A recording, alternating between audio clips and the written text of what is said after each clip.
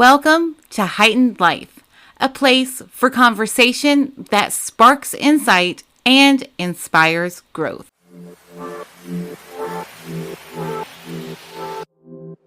Hi, welcome to episode number 3 of Heightened Life. I'm Amanda Goines. In this episode, I sit down and chat with Anne Bonney. Anne is a motivational speaker, a best-selling author, and host of Igniting Courage podcast. It was so great to chat with her, and I'm very excited to share our conversation with you. Let's get started. Hi, Anne. Welcome, and thank you so much for joining me. Thanks so much, Amanda. It's great to be here. So you're a motivational speaker, a best-selling author, and the host of the Igniting Courage podcast, and that is just the tip of the iceberg. So tell me a bit more about what you do. Well, basically, I ignite people's courage to take on the discomforts of change. I think one of the things that we think is that life's always going to be comfortable and that it's comfortable for everybody else. And so I kind of want to normalize the fact that, change is uncomfortable and life is uncomfortable and achievement is uncomfortable. And so if you're not comfortable, that's okay. And giving people strategies for stepping into that so they can really achieve what they want to achieve. Awesome. Yeah, I read your book, Get Over It, over the past week, and I really enjoyed it. And I love how it's direct and it makes you feel good, but doesn't sugarcoat things. It's like, yeah, even changes that you choose are uncomfortable, but if you put forth the effort, you can make great progress. So just thank you so much for putting that out there, because in the past year, I've made a lot of big changes in my life. And if I'd read that earlier, it may have been a lot easier to deal with. Yeah, I published it last November and had no idea what was going to happen this year and how relevant this was actually going to be. Yeah, it's like a survival guide for 2020 and beyond. Right? And it's in small chunks, we don't have a whole lot of time to be sitting around reading. So it's like I think of people putting it on the back of their toilet so they can just pick it up when they have a free moment and reading one tip that might help them through the day. I think it's the perfect morning coffee book, because if you read one in the morning, you can kind of like absorb it through the whole day. And then whenever you're ready and have that one processed, you can, pick another one. So yeah, I really, really enjoyed that. Good. Thank you. So was there a specific time in your life that you realized you wanted to take this path that you're taking now? Have you always been going down this path, or was there a definitive change where you stepped from your past role to this one? I think I was kind of always going down this path, but I didn't realize it until about 5 years ago. It was maybe February, March of 2015. And I was in a corporate job, a good corporate job. It's the one that you should be really happy to have, because you've got a great income and you've got the corner office in New York City and you've got the corporate American Express card. And, everybody looks up to you because you got this big title. And I couldn't get out of bed in the morning. I was miserable. I was depressed. And I kind of thought, God, is this it? Is this life? And I realized that I needed to make some changes to my life, and that all of this stuff that I should be happy with wasn't actually doing it for me. And so 42 years old, I packed up my New York apartment and quit my 6-figure job and moved in with my parents in the North Woods of Michigan to start a speaking career, of which I knew nothing about. But in a lot of the jobs that I did, I was unconsciously doing all this courage building stuff. I was a special needs teacher when I first got out of college. And one of the things I always try to do is build those kids up and help them realize you've got so much value in you. When I worked in corporate, I worked for Under Armour. And, one of the things we talked about was we make athletes better. And so part of my job in marketing was to promote how can you be better as an athlete. Then I started teaching group exercise and being a personal trainer. And, all of that's about building people up. So as I thought about, what I was doing and what I wanted to do as a speaker, it all kind of culminated. And I was like, well, this makes sense, Yeah, absolutely. I totally get it too, because I'm just at this moment going through a major career change. I just relaunched this podcast. I just turned 40. So I feel like, yeah, you're a great example of things that, that things can work out like that. So yes. Thank you so much. Welcome to the 40s. The weather is fine. Oh, great. Yeah, the 30s was good, but kind of tumultuous. Started out, I got married when I was 30, and then there was a little bit of chaos, and then now it's going well. So what's your favorite aspect since you've changed your life? What do you love most about the speaking and being an agent of change? One of the things that I like, and I think the reason why it's been so successful over the last couple of years, is that now I feel like I'm genuinely doing me. Mm-hmm. And it is terrifying. And it is, so exciting both at the same time, because I had to figure out who me was, because I worked for other people and did other things. And, when I left all of those titles and stuff behind, I had to figure out, who are you? What do you want to do? And it took me about 2 or 3 years to say, you are a little sassy, a little silly. You've got punky red hair. So make it stick up and wear the things that are a little bit off and, a little bit different, because that's you. And when I show up that way, I am so much more influential to other people, because they don't feel like I'm trying to be something, they realize, well, gosh, that's really who she is. And so it's kind of cool, because it frees you up to just do you and live your life and live what you teach. And I think that's why I've been successful with my message, which is so exciting. Yeah, I think people can definitely see when someone's not being authentic. And I think especially when you're doing personal growth speaking and things of that nature, if your message comes across as inauthentic, it's not effective, because people are like, oh, she doesn't practice what she preaches. Why am I going to listen to her? Yeah. So yeah, that's great. And it's so hard because there's so many shoulds. Mm-hmm. You should do this. You should look like this, blah, blah, blah. So you're fighting all of these other messages as you try to find the courage to step into yourself. So it's hard.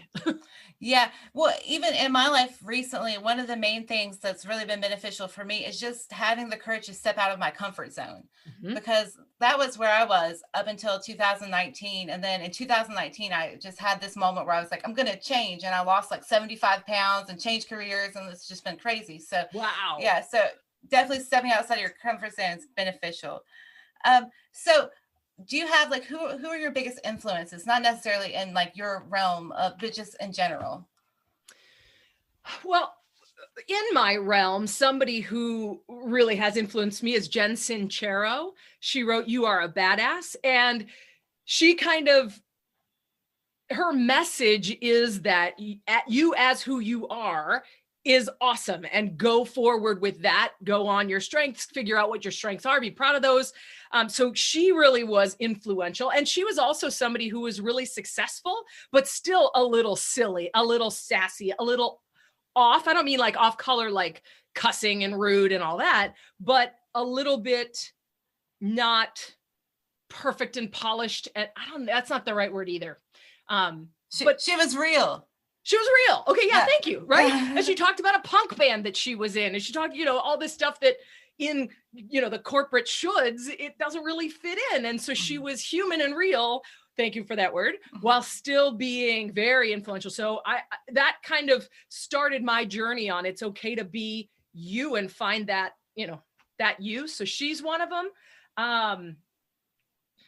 Gosh, trying to think of somebody else. She's the first one that pops into my head. Okay, well that's perfect. Yeah. One influence is all you need. So I know. Well, and a lot of times it's not one person, it's moments, and it's quotes, and it's just those little moments of people that are all around us. Whether it's somebody I walk by in the street or it's somebody that's famous. It's those little moments that grab me and inspire me rather than one person. Yeah, it makes like a mosaic almost of just exactly things that impact you. So share a memory of something that shaped you or changed your perspective on life.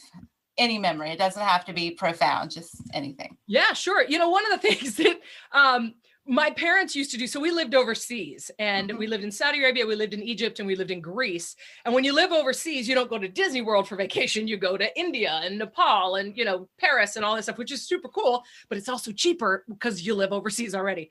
But I remember my parents used to always just say, okay, Anne, today you're in charge of getting us where we need to go. We are at the airport and we need to get on this flight at this time. You're in charge. And it was uncomfortable because I'm, 10 years old and they're there, so I've got a safety net, but still they're like, tell us what to do. Where do we go? And they kind of kicked you out of the nest, kinda, with a little bungee cord attached to your feet to say, you can do this. So that belief was there, that safety net was there, but also, hey, figure it out. Oh, that's awesome. So that encouraged you to step outside of your comfort zone, even at that age. And I think that is so important because I think a lot of times, especially in today's world, people are just so in their comfort zone all the time. And that makes it hard to make changes they want to.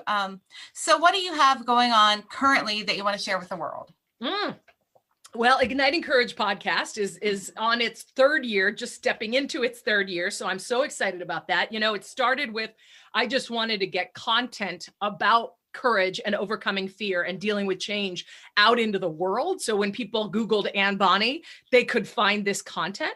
But it's turned into some of the most amazing conversations about courage and how courage has showed up in people's lives, whether it's somebody who has depression and just wants to get out of bed in the morning, or somebody who's a firefighter and is running to a burning building, or next week's guest who started a nonprofit and is really making significant changes in a community. So whether it's little change or big change, people are making that happen. So some of the conversations and the development of relationships has been so amazing that I'm so excited going into year 3. So that's one of the things I got going on. You talked about Get Over It. I'm working on my second book that hopefully will come out soon. I say hopefully because I'm saving money during this pandemic to pay the graphic designer. But it's called Get Them Over It. And it's for leaders and managers helping their teams work through change in organizations. So there will be a partner to that. Yeah, those are the 2 big ones. Oh, wonderful. Yeah, I'll definitely check that one out too. So keep me posted when it comes out. Also, okay, when I read your book, Get Over It, I love this story about you and the Antarctic Marathon and the glacier. Could you share that story and just elaborate a bit? Because I love that. Yeah, so I started running marathons in 2003. And after running a bunch, I was in the running industry when I worked with Under Armour. So I was at these races anyway, promoting Under Armour products. And so I started running marathons and I was doing several a year, again, because I was just there and I go slowly. So don't think it's all that great. But anyway, I decided the additional challenge that I want, because I love to travel, was I heard about the 7 Continent Club. And I wanted to then run a marathon on every continent. And I was in my early 30s. This was in 2007, I think. And so I said, you know what? I found the Antarctica Marathon and I said, let me start with that one. And to be clear, there are 2 marathons on Antarctica. One is at the pole and it's freezing cold and dangerous. And that's not the one I did.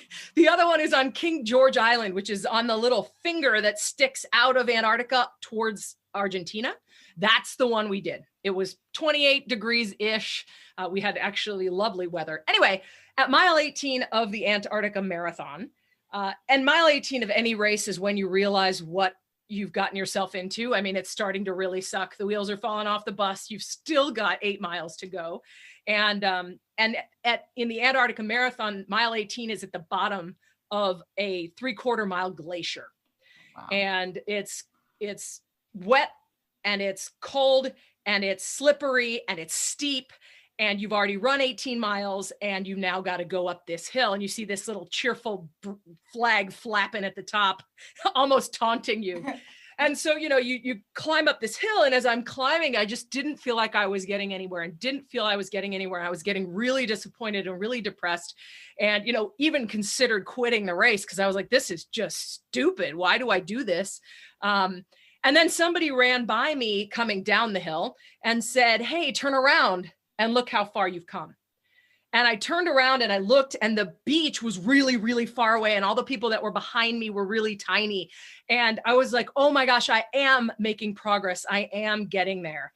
And so I, got moving again and I felt better about it and finally made it and finally finished the race.